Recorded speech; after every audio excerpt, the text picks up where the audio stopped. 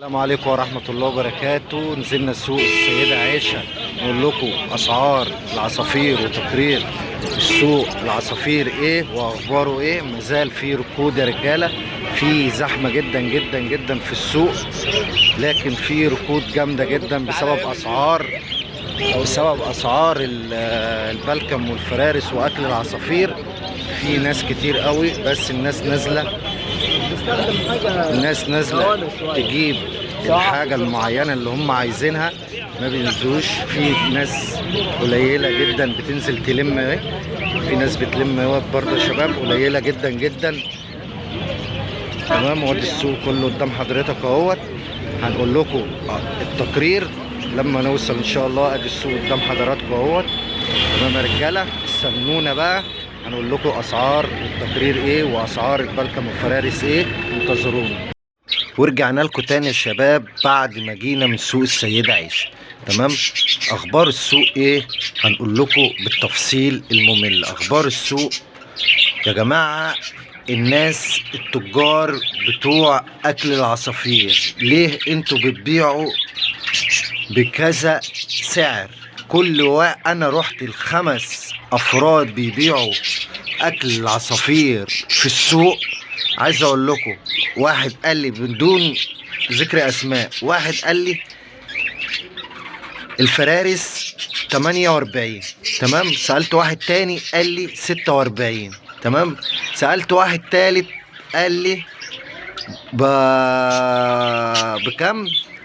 ب45. تمام يا رجاله، انا جبت اهو ب45 والبلكم ب40 اهو يا شباب، زي ما انتم شايفين فرارس والبلكم اهو. البلكم ب40 والفرارس ب45.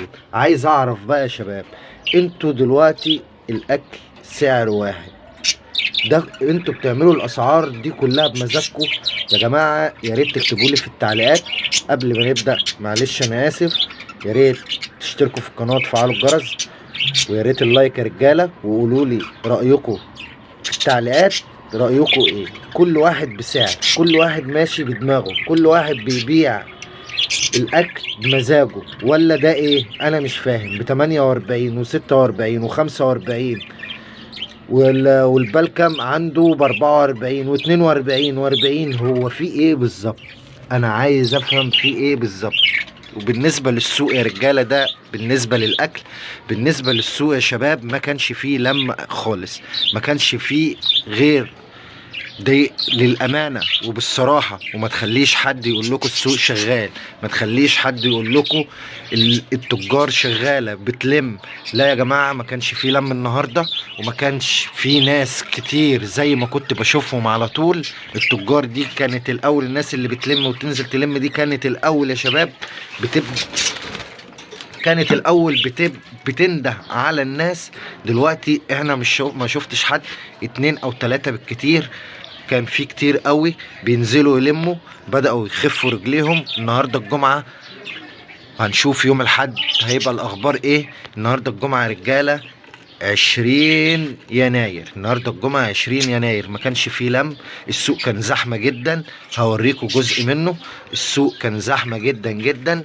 تمام يا رجالة، وما كانش فيه بيع ولا شراء. اللي نازل نازل يبيع بس، واللي نازل يجيب اللي هو محتاجه بس. تمام يا رجاله، لكن كان في ركود جامد جدا في السوق. كان في زحمه من غير ما تعرفش في زحمه ليه. زحمه، الناس نازله كلها تبيع، الناس نازله تصفي الطيور. ما زالت التصفيه شغاله في طيور الزينه، ما زالت الناس بتبيع طيورها. في ناس لحد دلوقتي متمسكه بالطيور عندها، بس بتخف منها. في ناس بتخف منها. انا شفت ناس كتير قوي يا رجاله نازله بالاقفاص، بالعشوش، بالزغاليل، بالبيض، بكله، نازل يصفي، نازل يبيع الطيور اللي بتاعته كلها. ما زالت لحد الان الناس بتصفي طيورها. طب قولوا لي رايكم، هنعمل ايه؟ طب وبعدين اخرتها ايه؟ التجار بدأت تبيع بمزاجها، بتبيع زي ما هم ما عايزين. تمام، تروح تلاقي يقول لك اللي ب50 وب48 وب40 والكلام ده كله. الاسعار مش واحده ليه؟ الاسعار مش متناسقه ليه؟ انا عارف ان الحبوب كل حبوب وليها سعرها، في حبوب عاليه شويه، بس انا تلاقيه كله زي بعضه. انا دخلت على المحلات اللي في السوق السيدة عائشة كلهم، وسألت كل واحد ليه سعر، كل واحد بيقول على سعر بمزاجه. انا كده خلصت الكلام، مش عارف اقول لكم ايه. اكتبوا لي رايكم في الكومنتات تعليقات. تمام. انا ما نزلتش بتور، كنت ناوي ان انا انزل بالشبابات ديت النهارده. صدقوني يا رجاله انا ما نزلت بيهم، موجودين لحد دلوقتي اهو. الطيور كلها موجوده لحد دلوقتي، وان شاء الله باذن الله اللي جاي احسن. يا ريت يا جماعه محدش يصفي الطيور، يا ريت يا جماعه تخف شويه. زي ما احنا ما بنقول وبننده نقول يا جماعه بعد اذنكم ما تصفيش الطيور.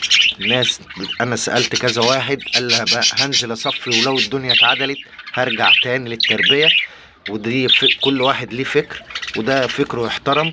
لكن يا جماعه ما تبيعوش طيوركم رخيص قوي جدا كده. الاكل غالي جدا جدا، والجشع في التجار مش عايز يبطل. الله المستعان. متنسوش تشتركوا في القناة، فعلوا الجرس. بشكر تعليقاتكم وتصريحاتكم، كل شيء بتقدموه معانا. السلام عليكم ورحمة الله وبركاته.